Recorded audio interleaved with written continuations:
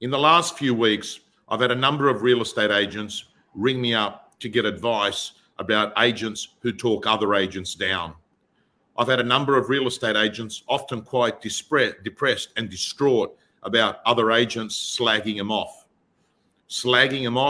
to the marketplace, slagging them off at a listing presentation. Hey, Josh. Hey, Emil. Hi to everyone. Slagging them off when they're pitching for business.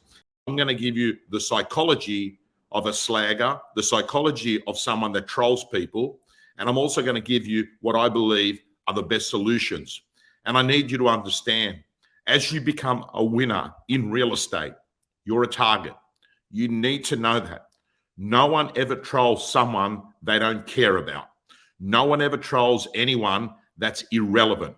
The people that get arrows thrown at them are the people that are normally doing better than them. So, gang, let's start off.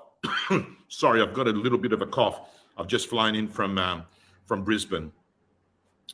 Been working 7 days at the moment, and I think I've been pushing a little bit too much. Now, I've got to say to you, you've got to learn, and as Sam Curry says, be Teflon. James Tostovan is the Teflon for attacks. I like that. You've got to learn to be Teflon and not to be Velcro. So the first thing I'm going to say to you, please listen. It's going to happen. You've got to factor that in. You will have competitors putting you down.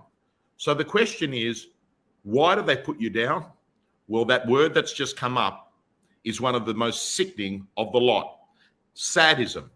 In fact, there has been a lot of research done, particularly in the era of internet trolling. And what I notice, a lot of this behavior actually does seem to happen online. And I've seen a number of posts in recent weeks where agents have tried to put other agents down online. Sadism is an interesting concept. And if you Google it, you'll see that it actually underpins a lot of trolling. And sadism is about this, that there's a group of people that get great joy in creating hurt and harm to another person. Not only do they do it to make them look better, but they do it because they have a psychological need and it drives them and they enjoy inflicting pain on other people. In fact, I would go off and saying that's a bit of psychopathy, if you ask me, right? There's something not quite right there. So I need you to understand that is a driver of a lot of people. And what you've got to understand, probably the best way to handle it overall, and I'm going to talk about it in a moment, is ignoring it, because that actually makes people even get more upset when it's ignored. So let's move on to the next reason why it happens, and that is jealousy. I've got to tell you, have you ever seen a winner go off and slag someone off? No, not really, because winners are winning. The winners are working. Winners are serving their clients. Winners are doing the best for the people they get paid from. They don't spend their time and energy going off trying to knock down some other person's building. Gary Vaynerchuk said it best when I interviewed him for ARIC last year, not this year, the year before. He said, there are two types of people that you meet on the planet. There are those that are trying to build the biggest building in town by doing great work, and there are those that are trying to build the biggest building in town by trying to knock someone else's building down. Why? Because they probably don't have the capability and the skill to compete. So what do? They just go and try and chip away and knock your building down. So jealousy is a very big driver on why you'll find why people do that. The next reason is hate. Hate is a terrible emotion. And in fact, I'll go as far as saying that out of all the emotions, jealousy and hate are two emotions that whenever I see someone's got them, I get totally turned away from them. The minute I see someone putting someone down, I think to myself, why are you doing it? What's the reason? Which is why I think that most real estate agents should actually ignore people that are trying to slag them off. And the reason why is in 2022, the consumer is educated. Do you understand that? The consumer knows. They'll think to themselves, Why is this person putting this person down? And most of the time, hello, it's a competitor. That's the reason why. And you'll often find that a lot of these people that do this are actually doing their best to try and find clients to actually fuel and cause the issues. Guys and girls, I'm just telling you the truth here. Let's keep going.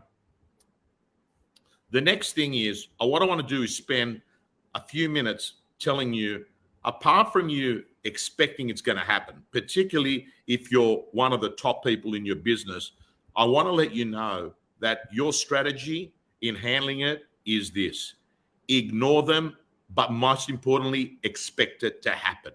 I know a lot of people don't go hard on social media because they're paranoid that their competitors are going to be throwing rocks at them. Listen here, your competitors don't pay your mortgage. Your competitors don't pay for your living. The people that do that are your clients. So as far as I'm concerned, don't spend your time and energy worrying about someone that's irrelevant, a fly in many instances. That's what they are, right? Do you honestly think a lion is going to care about the opinion of sheep? Think about that for a moment. The next thing is that I find works really, really well is tell your clients your philosophy. Tell your clients your philosophy. And what do I mean by that? What do I mean by that? This is what I mean. I remember, and I'm not going to mention names here, but I was once pitching for some training work, and someone else that does training in the real estate industry had told the client a few things. And when I was speaking to the client, what actually happened is the client brought it up. And this was my response. Please listen to it very carefully. Listen, I'm not quite sure why this was mentioned to you about me from someone else. But Mr. Client, let me tell you, my mother and father brought me up to say this: if you've got nothing good to say about someone, don't say it at all. The second thing my parents taught me was focus on providing good work for your people that you work for your employer, for your clients. I don't spend my time and energy and focus on competitors. My job is to help you have the best conference, because I was pitching for a conference, the best conference of your life. I'd love to find out what are the things you're trying to achieve and whether I'm the right person to do that. Because I can tell you, the most important thing for me is to work out whether I can help you, and if I can, how I'm going to go about it. And I don't want to spend any time and energy putting anyone else down. I think everyone does the best they can. And I've got to tell you, that is so graceful. You're not actually participating, and people are going to respect that. They're going to be respecting you, that you've been brought up with decent values. The next thing, my friends, I'm going to say to you that is very important is if it's a real issue, what I want you to do is to take a screenshot and then consider getting onto a lawyer and actually saying, hey, listen, this thing's really bothering me. It's causing me insomnia. It's stressing me out. I've actually taken a snapshot. And the reason I say take a snapshot, a lot of these keyboard warriors, here's the problem with social media. Many years ago, if you wanted to be smart, you'd say something and there'd be consequences. So you wouldn't say it. But behind a computer screen, everyone is strong. Everyone's a keyboard warrior. And often what will happen is when they see that you're going to take action, they quickly delete things. It's exactly what happened to me 2 years ago. And I confronted the person. And I'm not going to go off and read all the SMS. But basically the person started more or less saying, he's very sorry. I've got mental health issues. I didn't mean to say it. What can I do to actually make up for it? And you know what? I was worried.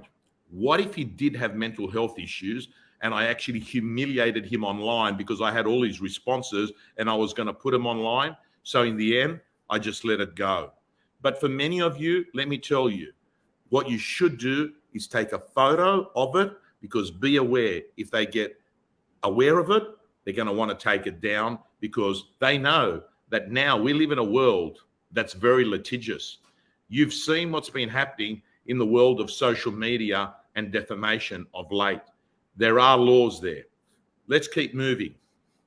The next thing, my friends, is, and this is very important, don't be a passive bystander if you're someone that's seeing it happen. Because if you're someone that's seeing it happen, what you should be saying, no, that's not okay. And you should actually even potentially comment, right? And say, hey, not good form, mate. Don't like that. Don't be a passive bystander. A lot of the times what actually happens is we know we want to say something, but we don't. I urge you, don't be a passive bystander. Anyway, guys and girls, I've got to say to you, the final words. Did I get the conference job, George? Man, it never ended up eventuating. So I didn't get it. The other person didn't get it. Off the top of my head, it was some time ago. But guys and girls, my final words to you are, don't worry about competitors.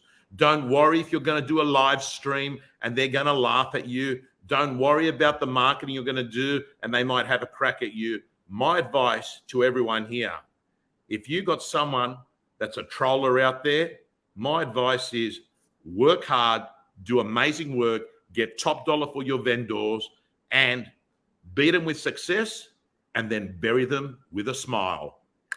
Signing off.